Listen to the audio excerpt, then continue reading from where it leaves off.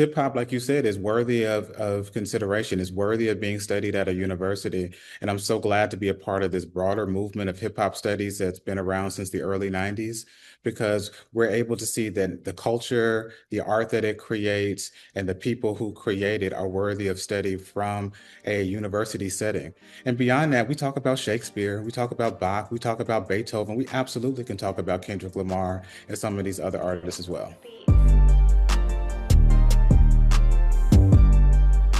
What's going on? I'm Georgette with Double XL, and today we're here with Timothy Welbeck, a professor in the Department of Africology and African American Studies at Temple University, as well as director for the Center for Anti-Racism. Hi, Timothy. Welcome. Thanks for joining us today. How you feeling? Thanks for having me. I feel great. Awesome. Well, let's get right into it. You've been grabbing headlines recently for Mhm. all the right reasons, and that's because you are creating a course centered around Kendrick Lamar at Temple, which kicks off in the fall, coming right up. So that course is called Kendrick Lamar and the Morale of Mad City. Why did you want to create this course, to give a dive into Kendrick's perspective? Sure. So Kendrick Lamar is a defining voice of his generation, and just beyond just the impact of him having the increased visibility that he has, he's a brilliant craftsman. He's really like has just honed his skills in ways that we could study just in and of itself. But beyond that too, so much of his material captures the lived experiences of people who came of age in a place similar to him. I've been using his work in some of my hip hop courses for at least a decade. And so it just seemed like this was a fitting time to bring all of that together and look at his career, his impact, and just what we can learn from it. hmm So, like, what is an example of some of the coursework that, your students will be engaged in without giving too much away? Sure. So, without giving away too much of the syllabus, we're going to spend some time looking at urban policy and what some scholars have said about it and talk about how Compton went from a middle class place that was in a lot of place in a lot of ways somewhere that people aspire to be to the place that Kendrick Lamar raps about in Section 80 and Good Kid, Mad City. So we'll spend some time looking at scholarship around that. And then we'll spend some time actually listening to his music. We're going to listen to at least four of his albums in class. And then Mm. aside from that, we'll read some other materials about his life and just contextualize him within his broader this broader discourse. And then lastly, we'll bring in some guests. So that's a lot of the course content. And then we'll do some evaluations, some fun stuff in between. Nice. So a bunch of that stuff, I was going to get into that, but Yeah, I'll ask you, some more depending on what you can answer. sure.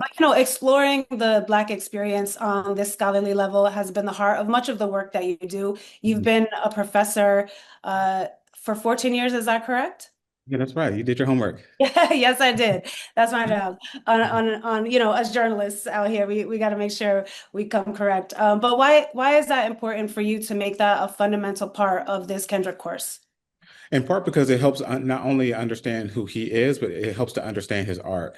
Kendrick's art exists within a continuum of Black expression.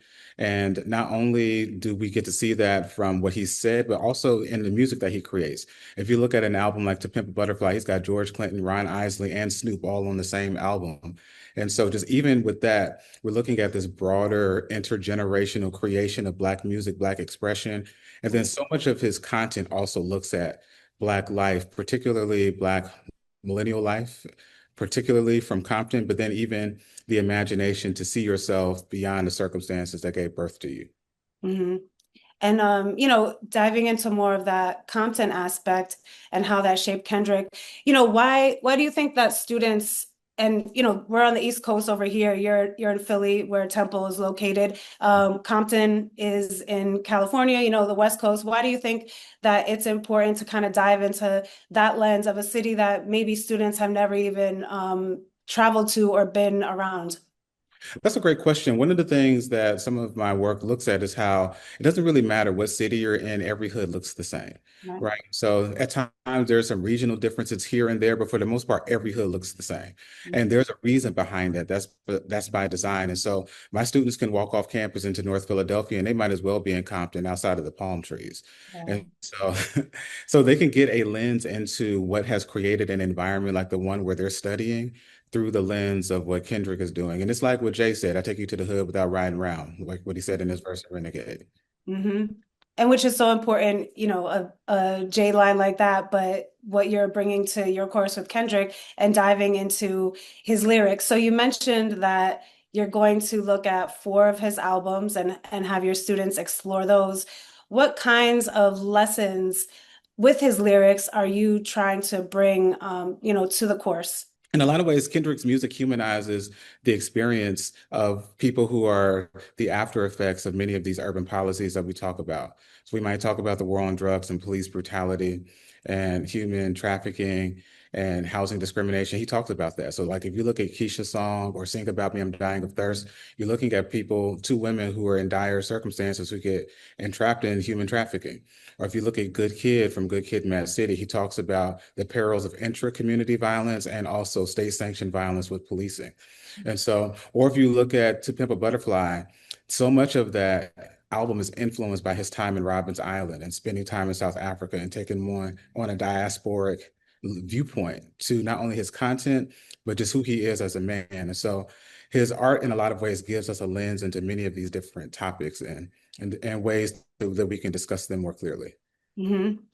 So how long did it take you to put this together? Because I feel, a massive undertaking to one, have this idea and then put it into fruition and, have it out there and people signing up. So how long did it take for you to put it all together?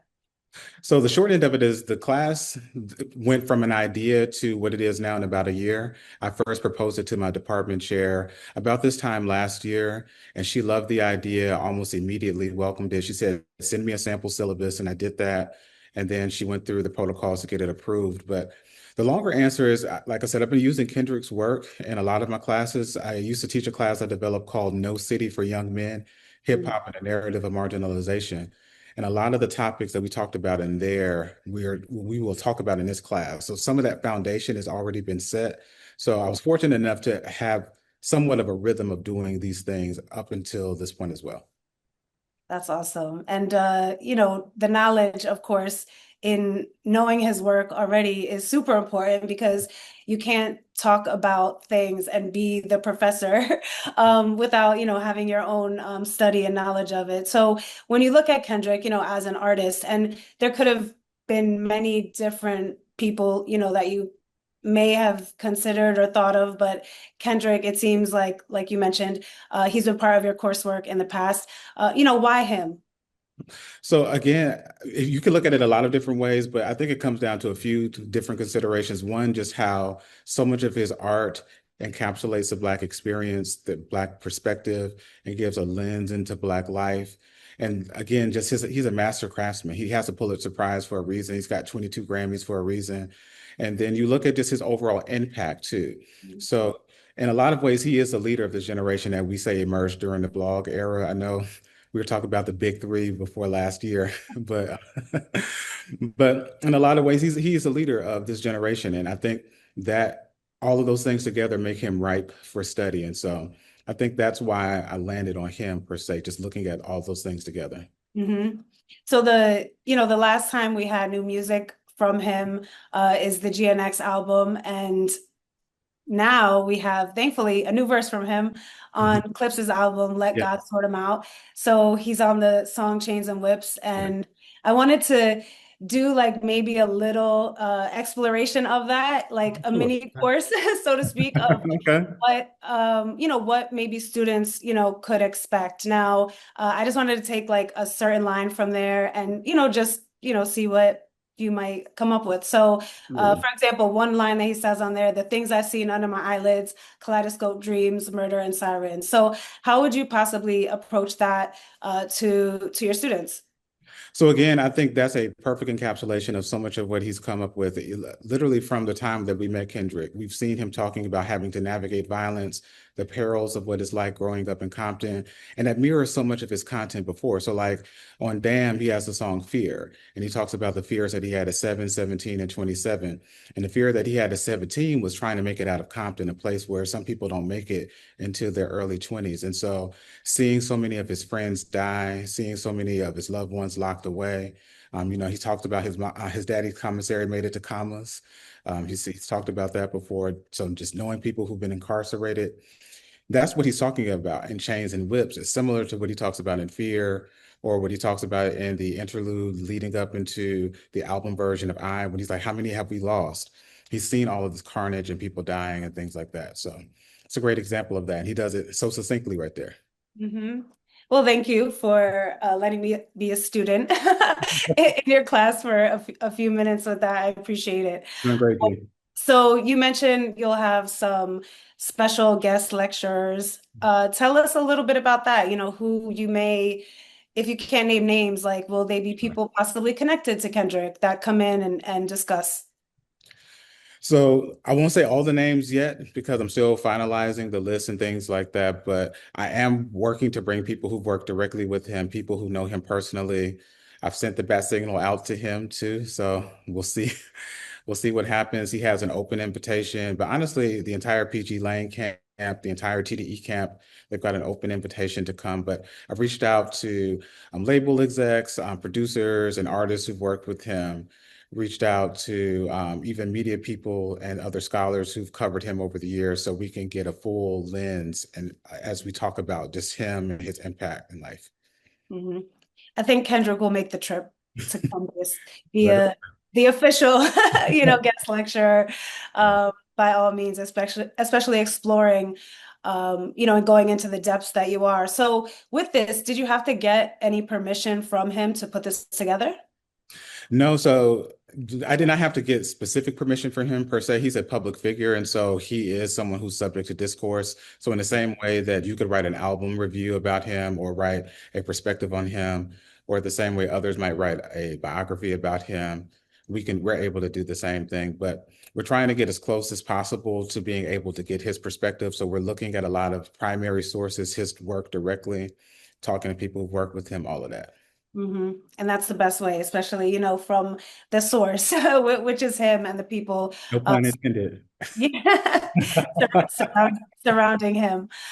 So, hip hop in all its forms is the best genre to speak to the youth, and I admire how you're bringing this to your university. So, why do you think professors should, like yourself, should be open to bringing more of these kinds of rap-related discussions to students?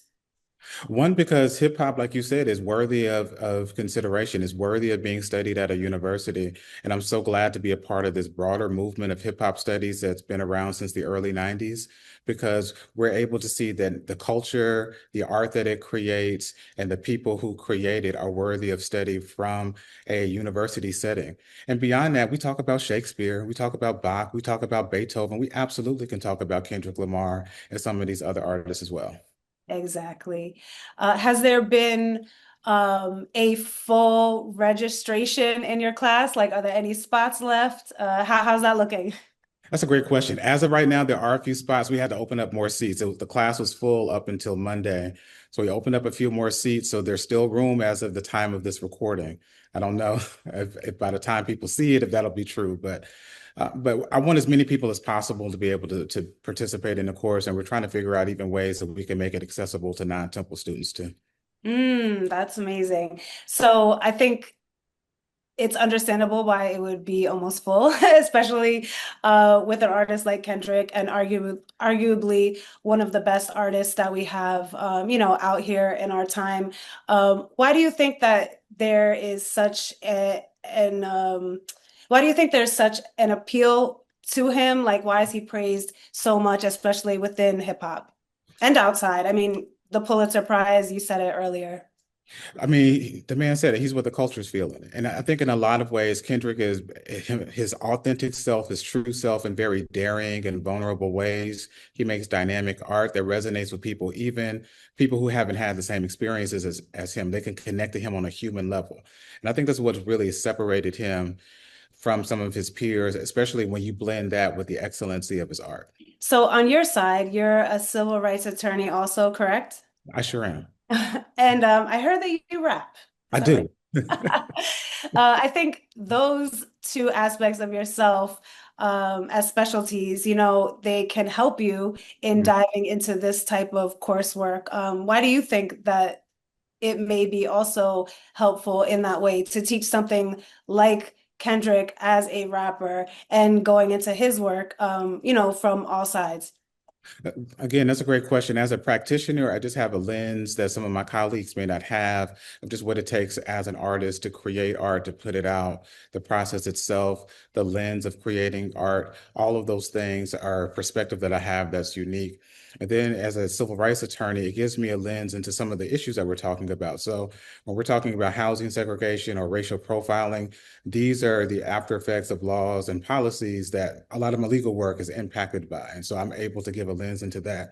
Or even when we're going to talk about the lawsuit too against UMG. So I can talk about just the lawsuit itself and give a set of legal analysis on that. And so So that's interesting. You're going to take, for people who may not know what you're referencing, but you should, because if you're watching this, you should be well aware. But you're referencing Drake suing UMG in regards to Kendrick Lamar's Not Like Us diss.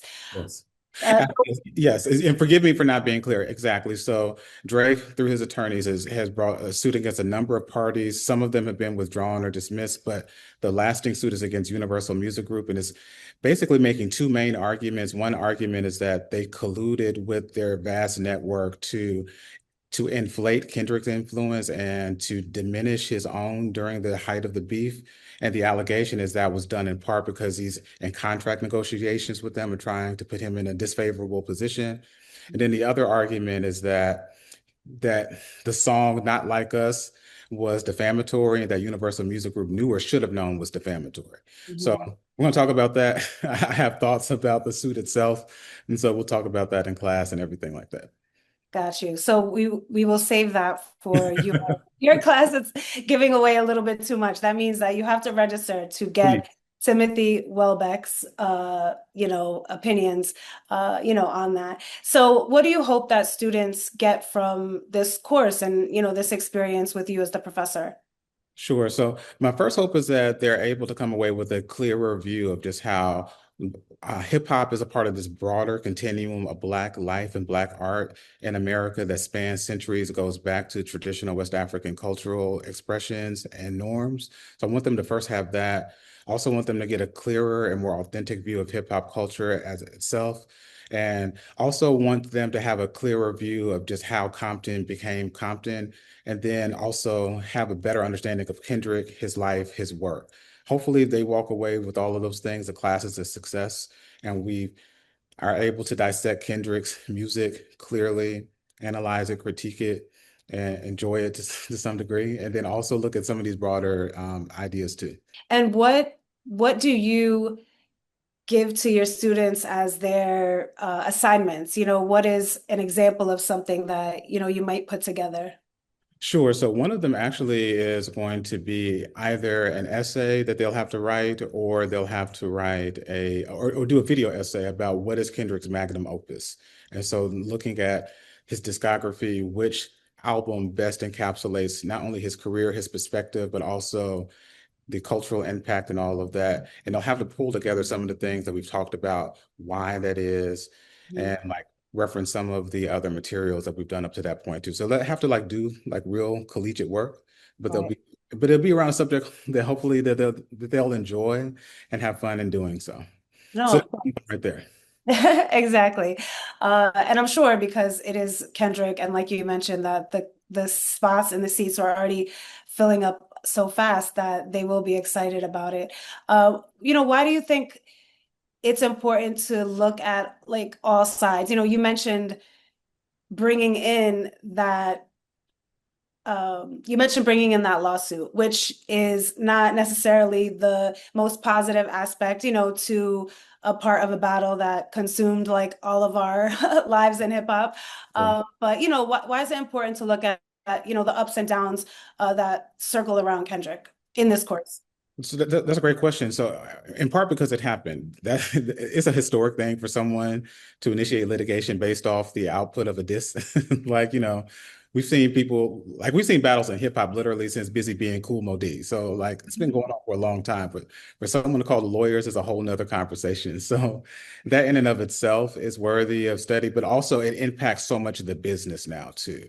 The allegations that are in the lawsuit are something that is really relevant to some of the conversations around how they consume music, how they access it, what external forces, if any, influence their perception of the music, and just also just dealing with some of the allegations in and of themselves. And so I think that's what makes it worthy of at least one class worth of discussion. What are you excited about bringing to the students? Like, is there a favorite album from Kendrick that you just can't wait to dive into with them? Honestly, I'm excited to teach the course. So this is the course that was just it was a work of it was something that I just personally enjoyed doing. Is in a lot of ways it's a capstone of some of the things I've done previously. And so I personally was excited about it. I didn't anticipate this level of excitement externally too, but I'm really excited about that, pleasantly surprised by it all. But to be honest, one of the hardest things is picking four albums to sit with. So I think that in and of itself will be fun, interacting with the students, talking about the content, all of that. But I'm honestly looking forward to the class as a whole. Did you look at any other universities and how they may have approached their curriculum centered on any rappers? Because there's been several throughout the country. Or were you just like, kind of blinders on? Because, and many people do that. Like there's artists who don't listen to like any other rappers when they're in the studio working on their albums because they just want to, be in their own zone. So that's a great question. So I have not looked at other people's syllabi. Like I said, I've had the great fortune of teaching hip hop courses since 2011. So I do have some experience in this way.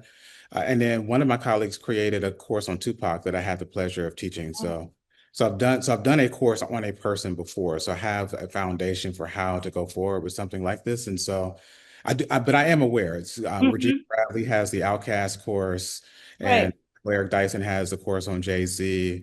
And so there are other courses circulating around too. So I'm aware that the other courses are there and have been around for a while, but I haven't looked closely at how they're running their classes per se. Yeah, definitely. And that's awesome that you also previously taught a class around Tupac, which is, connected to Kendrick too. So it's like this synergy, all around within that. Absolutely. And so that's actually one of the connections we're going to make because we'll spend a couple of classes talking about Kendrick's influences. And so we'll talk about that, especially as we lead up to Pimp a Butterfly, because he's got Mortal Man on there with a conversation with Pop, but Yep. also To Pimp a Butterfly originally was going to be called To Pimp a Caterpillar. And that would have been the acronym Tupac. Hmm. So we'll talk about Pac and his influence on Kendrick and just overall his place in the culture. So Right. So many layers. It sounds super exciting. Going back to the course title, very dope because it's a play on, two of his albums. But why those specifically? Maybe because they fit well, and there's obviously a deeper meaning too, but yeah. that's a great question. So, in a lot of ways, I wanted the title to capture the idea that we're going to talk about Kendrick Lamar, the man, but also talk about his discography and also talk about the conditions that created all of that. So, Good Kid, Mad City, the full title of that is a short film by Kendrick Lamar. And so, just it gives you a day in the life of what life was like in Compton around the time that he's talking about it. So, I thought that was fitting. And then Mr. Morale and the Big Steppers, that's one of his more recent albums, but it's also one where he's most introspective. And Mhm. so just looking at that, so I wanted to be able to signal that we're talking about the span of his discography, but also just talking about the Mad City. We're going to talk about the city that raised Kendrick. And so that's how the title came about. Perfect. It was so great. As a writer on this side, I was like, yes. I appreciate that. It's the little things, but a bigger thing, in the grand scheme of what you're presenting. Well, thank you, Timothy, so much for your time with us and joining Double XL today. Can't wait to, see the little gems. I'm sure there will be videos, popping up here and there if you let the cameras in the classroom, because I know some professors, don't do that. But yeah. Try my best to be able to capture some of it because there's been so much demand and I want to make what we're doing accessible. That's something I've always tried to do. I want to make what happens on campuses accessible to people who aren't on campuses. So I'm going to find a way to do that. So hopefully you all will see some clips. I might even send you all some directly. But beyond that, thank you, G, for the interest in the course, taking the time to talk to me today. I really appreciate it. For sure. And I'm sorry, one more thing I wanted to ask you. You have a book coming up, right? We can't forget about that. So I'm working on that right now. I'm writing a book called No City for Young Men, Hip Hop and the Narrative of Marginalization. I used to teach a course of the same name. I likely will teach it again in the future. And it talks about how hip hop communicates the lived experience of people in urban America. So we talk about, like I said, housing discrimination, racial profiling, racial disparities in the criminal legal system. I'm going to pull stories from the culture to talk about that. So to give you a quick lens into that, 21 Savage was arrested in 2019, right before the Super Bowl. And that not only did that have personal impact on him, but it sparked this larger conversation of what does it mean to be American? Because we all thought he was from the east side of Atlanta. And like to come to find out he's born in the UK, and then there's all that. So we'll talk about things like that and what that even means now with the heightened presence and militarization of ICE and things like that. Well, awesome. I can't wait to get that. When is it coming out? So I don't know that yet. Still working with the publisher about that, but I'll have an announcement on that soon, hopefully. All good. Part of your rollout, just like an album rollout. Well, thank you again. Appreciate you. And we'll all be having our, eyes and ears peeled for what comes from your course, Kendrick Lamar and the Morale of Mad City, correct?